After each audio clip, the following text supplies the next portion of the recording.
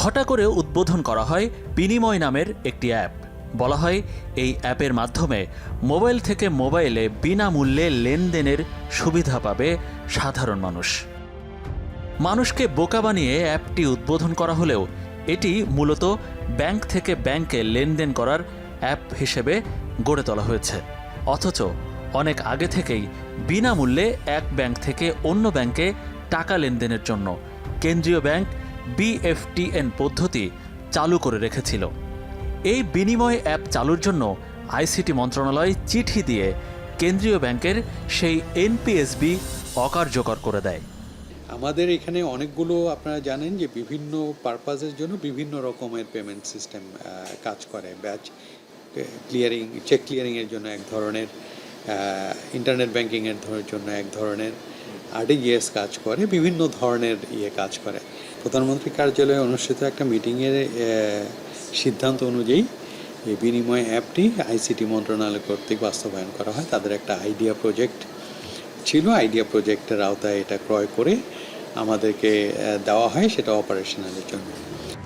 অথচ এই অ্যাপ তৈরির পেছনে খরচ হয়ে গেছে 54 কোটি টাকা।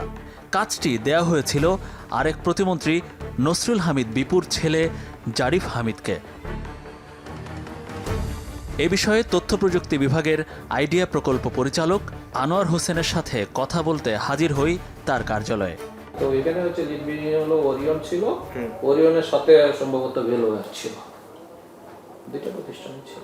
ভেলোয়ার তো হচ্ছে মানে নসরুল আহমেদ বিপুর ছেলের কোম্পানি। তখনকার যে বিধিবিধান যেগুলি ছিল গভর্নমেন্টের, ওই রোল অনুযায়ী এটা ইমপ্লিমেন্ট করছে, বিধিবিধান অনুযায়ী এটা প্রসিডিউর মেনটেন করেই তারা এটাকে করছে।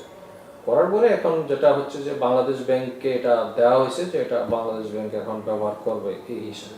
আমাদের আসলে বিনিময় অনেকগুলো ফিচার আছে অ্যাজ পার আমাদের যে প্রজেক্ট ডকুমেন্ট এবং ডিসকভারি ডকুমেন্ট, সেটা তো অনেকগুলো ফিচার আছে। তার মধ্যে আমরা 3টা ফিচার বুঝে পেয়েছি, সেই 3টাই এখন অপারেশনে আছে। বাকিগুলোর বিষয়ে আমরা বলেছি যে এগুলোকে ডেলিভার করতে, এবং তারা হয়তো সময়ে নিচ্ছেন, তারা ভবিষ্যতে ডেলিভার করবেন। এখনও পুরোপুরি সব ফিচার ডেলিভারি হয়নি। এবার তাহলে জানা যাক বিনিময় অ্যাপ তৈরির পেছনের গল্পটা। এরকমই একটা প্রজেক্ট কিন্তু বাংলাদেশ ব্যাংকে গত 3 বছর আগেই অলমোস্ট রেডি ছিল, লঞ্চ করার জন্য রেডি ছিল।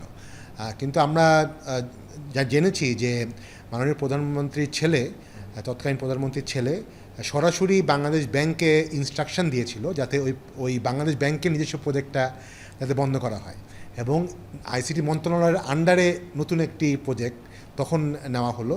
এবং এই প্রজেক্টটার, কারণ বাংলাদেশ ব্যাংকের যে প্রজেক্টটা ছিল সেখানে সাধারণ জনগণ বিনা পয়সায় এই সার্ভিসটা নিতে পারত, কিন্তু নতুন যে বিনিময় প্রজেক্টটা নেওয়া হলো সেখানে তো সরকার বিনিয়োগ করলোই, নিজে ICT মন্ত্রণালয় থেকে টাকা দেওয়া হলোই, সাথে করে প্রজেক্টটা ডিজাইনই করা হয়েছিল এভাবে যাতে সবসময় যখনই ভবিষ্যতে কেউ যে কোনো পেমেন্ট পাঠাবে কোনো একটা মোবাইল ওয়ালেট থেকে আরেকটা মোবাইল ওয়ালেটে, ওইখানে একটা সার্ভিস চার্জ কিন্তু কন্টিনিউয়াস সবসময় ওই কোম্পানি পাবে।